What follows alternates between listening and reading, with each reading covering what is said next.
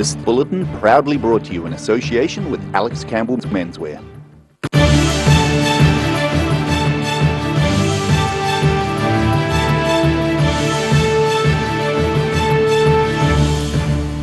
Tonight on the South Today, Dunedin's Fringe Festival is set to achieve a significant milestone when it launches this March. The Read, Share, Grow initiative is growing in South Dunedin, encouraging youngsters to read.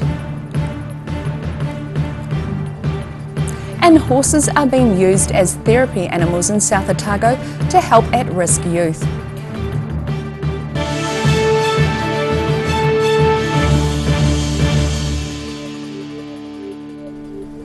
Kia ora, good evening, I'm Melissa Barton. After a devastating 2020, Dunedin's alternative celebration of the arts is set to return with a bang this year. Celebrating its 21st year in the 2021 Dunedin Fringe Festival has been launched with the announcement of more than 80 national and international acts. Dunedin's Fringe Festival is coming of age, celebrating its 21st birthday this year. Festival Director Gareth McMillan says along with global COVID-19 restrictions, the significant birthday is a reason to add an online Fringe aspect. We've got 84 artist-produced events in the program, plus the Fringe itself does a few significant ones, and also we've got this year a digital Fringe. So there's a lot of artists around the world, of course, who aren't as fortunate as we are here in New Zealand, and they're not able to visit us. So if they've developed work that's suitable for a digital platform, they can also have their work as part of the Fringe Festival this year. In 2020, the COVID-19 lockdown cancelled the event.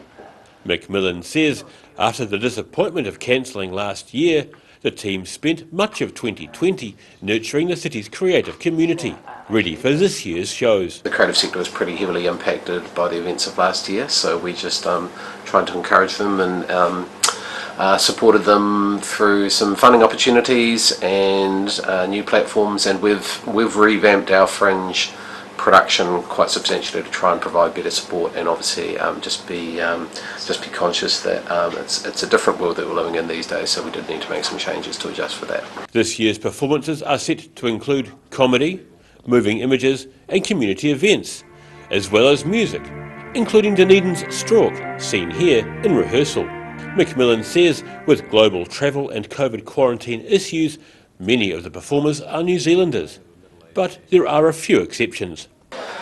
Most of our artists are New Zealanders. There is a fair few internationals. There's some nativised internationals who have just been here through lockdown or might have been here as their permanent residents. And also there's the odd use of interesting technology. We've got one of our regulars, Charmian Hughes, who's over in the UK. So she's going to perform in the UK and have that live streamed into a venue with a live audience here in Dunedin. There are set to be Fringe events across the city as well as online, all following the traditional opening night party on March 17th, hosted this year by partners in life and comedy Michelle Acor and Jeremy Elwood. In Dunedin, the South Today.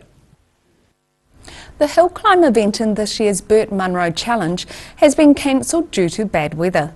Met Service issued a strong wind warning for Invercargill and Bluff today, with gales of up to 120 kilometres per hour expected near the coast. The thrilling hill climb event up Bluff Hill has long been part of the Burt Munro Challenge, a motorcycle rally that has grown into the largest in Australasia. But organisers say today's event at Bluff can't be run due to strong winds. Occasional rain is expected to clear later this afternoon. Other events such as the beach race on Friday at Oreti Beach and sprint races on Saturday at Tiratonga Park are still set to go ahead. An exciting new chapter is about to begin on a project encouraging South Dunedin children aged 3 to 7 years to take up reading for pleasure. The Read, Share, Grow Communities of Readers project began late last year and saw people taking to Dunedin streets to spread the word. Taking the good word to the streets in a further attempt to encourage young readers. Well, we're really excited today because we are soon to be setting off down the streets of South Dunedin to deliver posters that promote the Communities of Readers project. Since the Community of Readers project, known as Read, Share, Grow, launched in November 2020, 5,000 books have been distributed to schools and early childhood centres in South Dunedin. Dunedin City Councillor Aratoi Relationship Manager Kirsty Glengarry says this is the next step. So we know that turning off a screen and curling up with a book is going to be far more relaxing, and I think it's great for families to know that. So today we're going out down the main street of South Dunedin with posters about this Communities of Readers project and sharing that love of reading. National Capability Facilitator at the National Library, Bridget Schaum, says they're excited to be talking to South Dunedin businesses and community groups, taking it to the streets, as it were. Well, we are dealing with the books. We're getting the books in and we're making up boxes of books to deliver out to the community, as well as to schools and early childhood centres.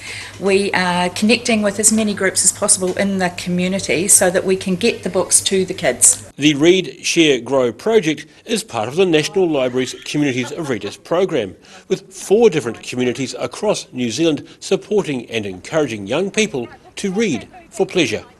We work together to implement the book distribution, the campaign with the posters and the books, and also events, participating in those throughout the calendar until the end of June, and various other activities that we're going to be doing within schools and early childhood education centres. The Read, Share, Grow team are engaging with local community organisations and businesses, offering them books for their premises.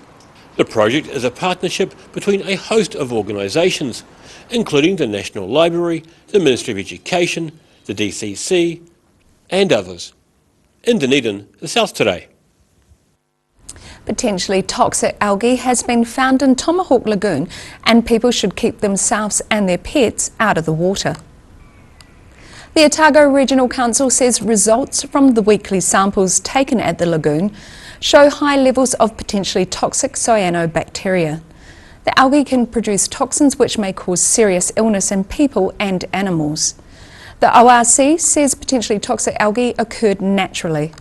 Blooms are more common during summer when low rainfall, warm temperatures and more sunlight and nutrients create an environment where it can thrive.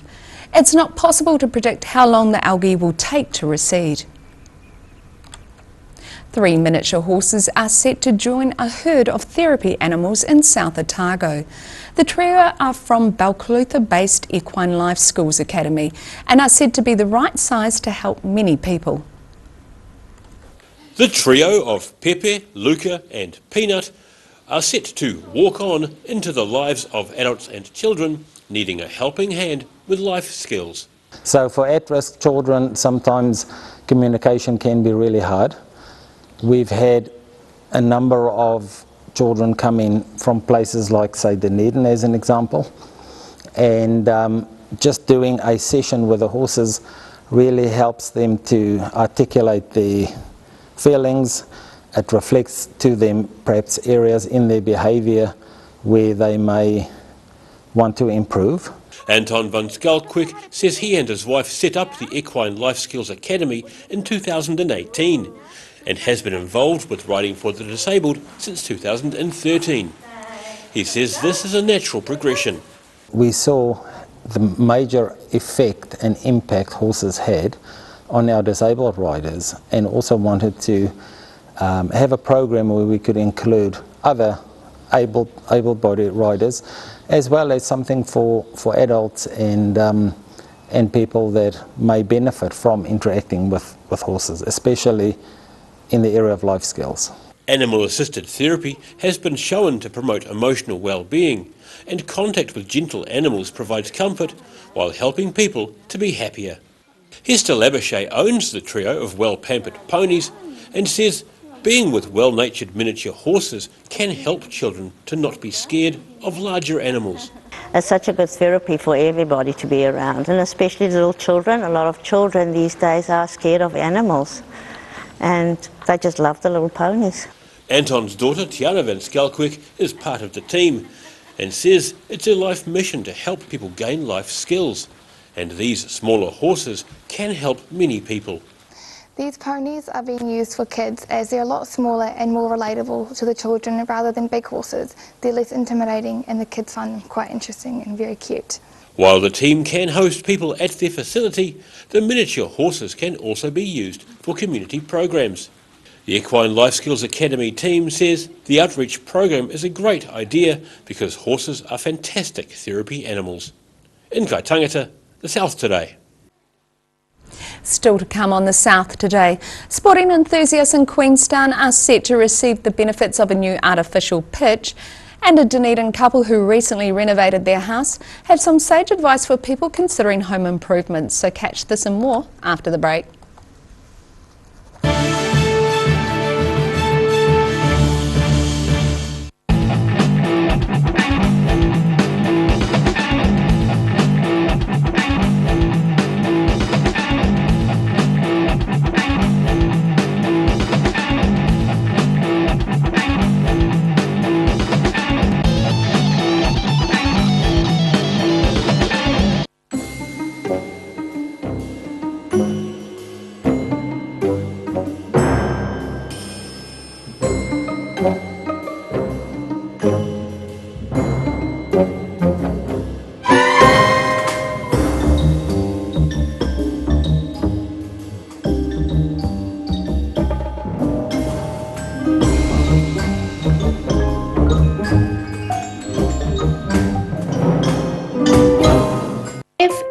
Risk of developing melanoma skin cancer, you owe it to yourself to have a mole map.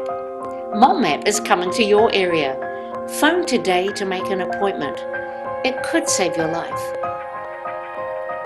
A poorly maintained heat pump can lose up to 35% of its output. The Mr. Heat Pump Cleaner team are experts. Their specially developed chemical wash is totally biodegradable. Call Mr. Heat Pump Cleaner and get the job done by the professionals.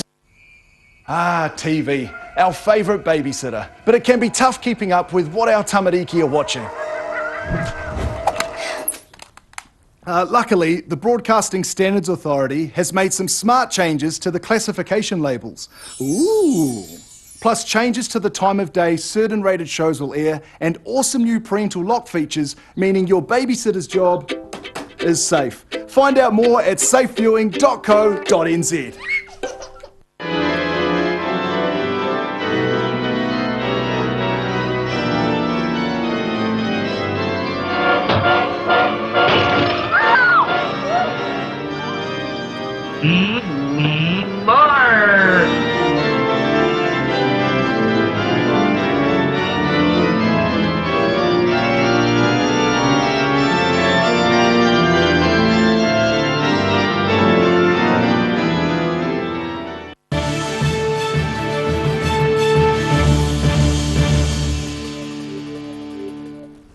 Welcome back. A woman currently overseas will be charged with dangerous driving causing the death of a Wakatipu teenager. Police have finished their investigation into a crash near Arrowtown last year, which killed 17-year-old Alana Walker. 2 others were injured in the 2-car crash near Millbrook Resort in August last year. Police informed the woman's lawyer this week, and further details, including a court date, will be released when the woman returns to New Zealand. Miss Walker's family are also aware of this situation. The first work began on building a new artificial pitch at Queenstown Events Centre. The new turf will cater for 3 different sporting codes. Work is beginning on a new artificial turf for hockey, football and futsal games in Queenstown. Hockey organisers say the new full-size pitch will change the way their players practice and make them a lot stronger for matches. It's been a while in the planning and will please the parents of young hockey players who at the moment have to drive their children all the way to Cromwell for games. Recycled material, including tyres for a rubber shock pad, will be incorporated into the build. While the artificial pitch won't be up to an international standard, it will be built so it can be easily upgraded. In Queenstown, the South Today. A Dunedin couple who renovated their house, giving themselves an extra third bedroom and new deck, have a piece of advice for others. They suggest people spend several years thinking about what improvements would work best before splashing out their hard-earned cash. When Roberta Carvalho and Amilcar Oliveira moved into their house in the Dunedin suburb of Shield Hill in 2002, they quickly discovered things that didn't suit them. The house was too small, it was only 2 bedrooms, and the kitchen was tucked in a wee corner. So when people came, we were quite isolated, wasn't it? So it was a struggle to walk past and to socialize, so we couldn't really have friends here. And also the fact that we didn't have sun or use of the outside area, and we wanted to make sure that we were using the sun to our advantage, to the house's advantage, but also because I like sun. Yeah, we were never outside because there was no way to come outside. We would have to go to the front door to come to the garden. The lack of sun was fixed by removing a south-facing deck that was always in the shade, and they made the dining room open out to a new deck on the sunny side of the house. It only took the addition of an extra 19 square metres to give the home a much-desired third bedroom. We wanted an extra bedroom for family to come because, of course, when family comes from Brazil, they stay for at least a month. A while. So, we wanted that extra bedroom, and it turned out to be fantastic with lockdown, of course, because one of us could work in there. The couple say they're glad they spent a good 10 years thinking about how to improve the house before spending money on the renovations. By the time we started the renovation itself, nothing was changed, nothing. Yeah, I think the advice, for example, if we were to give advice to anybody renovating or extending, is buy yourself time. Don't rush. Don't rush on the planning side of it. The house turned out to be in worse shape than it first appeared, meaning they had to exceed their budget of $160,000 because some things made sense to do properly. Changing all the windows and putting double glaze was not a necessity, but to us, again, it made sense. Why would you, leave one old window, in the scheme of things, on your budget, it didn't really blow things. In the end, they only exceeded their budget by $20,000, getting the equivalent of a new house for $180,000. In Dunedin, the South Today. After the break on the South Today, rural southerners are annoyed as banks close their branches, and we look at your weather as we slide into the weekend. So see you after the break.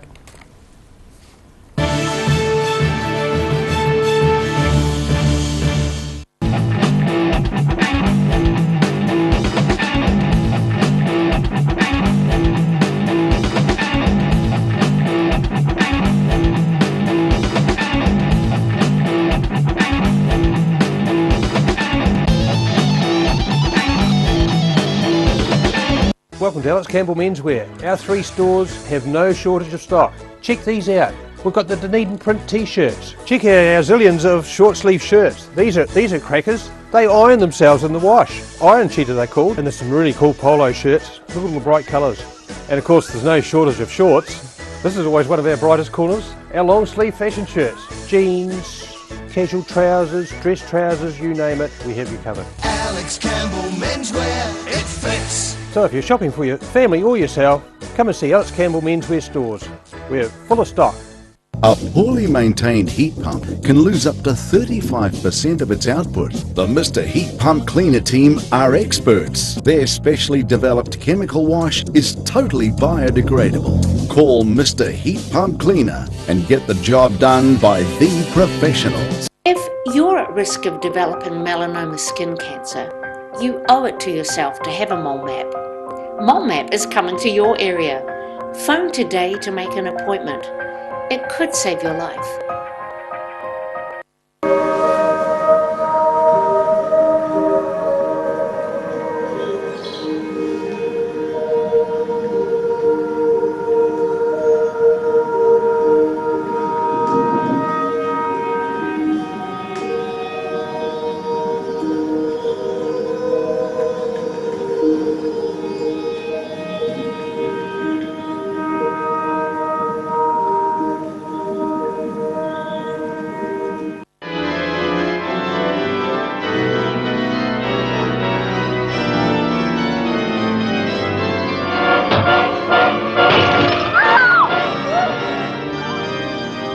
need more.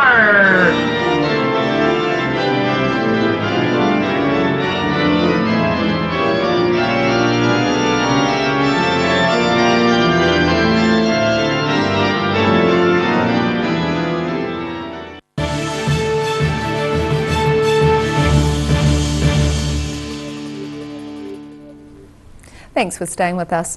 Residents of the busy rural town of Winton are dismayed to learn that the local Westpac bank is considering closing. This comes after the town, which is located 30 kilometres north of Invercargill, learned last year that the local BNZ will also shut its doors. BNZ says the decision to pull out by the middle of this year was not made lightly. In the last 6 months, fewer than 400 people used the local BNZ branch on more than one occasion. BNZ intends to retain a smart ATM with note and coin deposit in the town. And now recapping tonight's top stories on the South today. Dunedin's Fringe Festival organisers are happy as the event is set to achieve a significant milestone when it launches this March. The Read, Share, Grow initiative is growing in South Dunedin, encouraging youngsters to read but distributing free books. And horses are being used as therapy animals in South Otago to help at-risk youth and the emotionally vulnerable.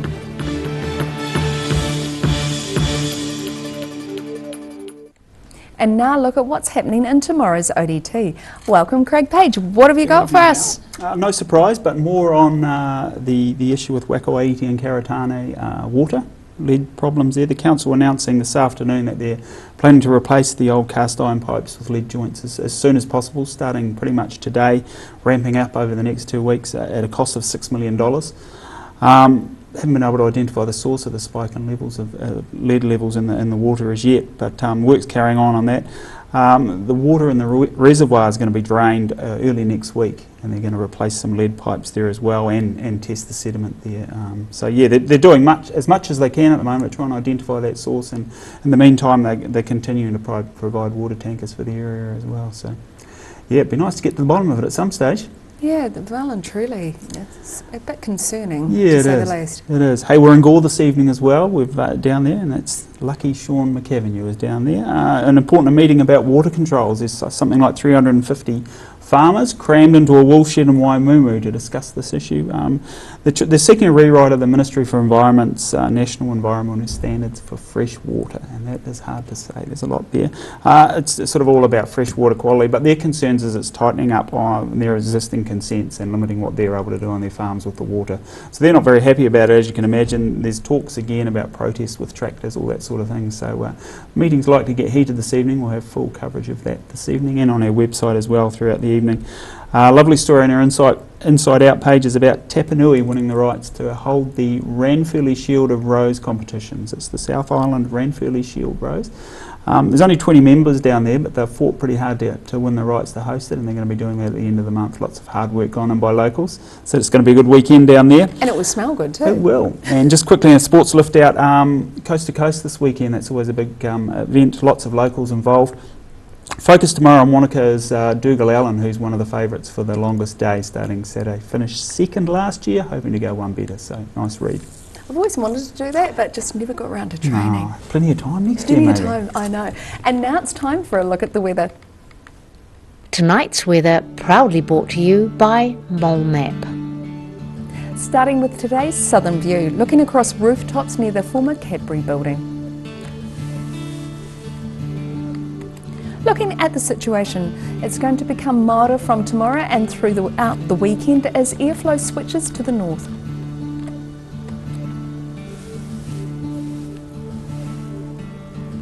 Starting off at the northwest of the South Island, sunny with strong winds at times and a bit of cloud for Greymouth and Westport with 18 degrees.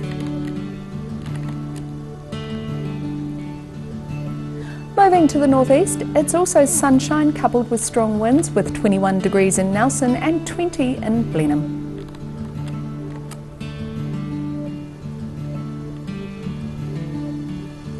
Moving to Canterbury, Kaikoura is looking at showers with light winds with a high of 16 degrees, sunshine with at times strong winds and 18 degrees for both Christchurch and Ashburton.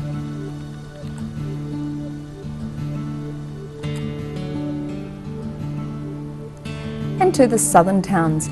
Fine weather with light to moderate northwesterlies for the Catlins and Balclutha with 19 degrees. Lumsden and Gore can also expect fine weather with moderate northerlies and 20 degrees.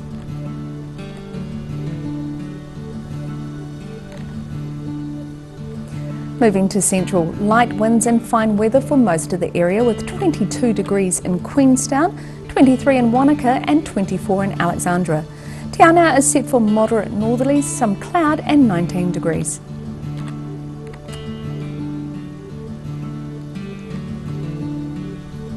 And to the northern towns, Timaru and Oamaru can expect moderate northeasterlies and fine weather.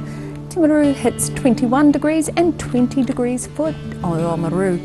Moving inland, fine weather and light winds for Twazo and Amarama with 24 degrees.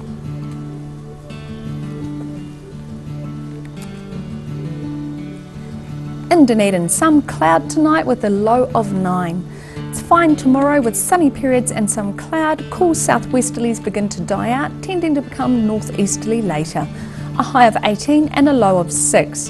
And it's fine on Saturday with mostly sunny skies and some high cloud with moderate northeasterlies, looking at a high of 20 and a low of 11.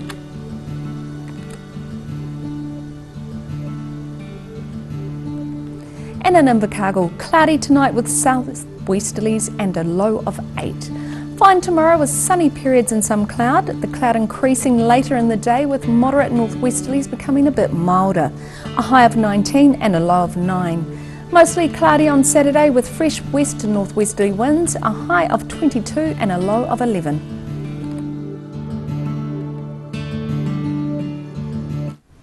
And that's all for our news for this Thursday. For the latest news from the southern region, head online to odt.co.nz or follow Channel 39 on Facebook and YouTube. Thanks for joining us. Ka kite anō.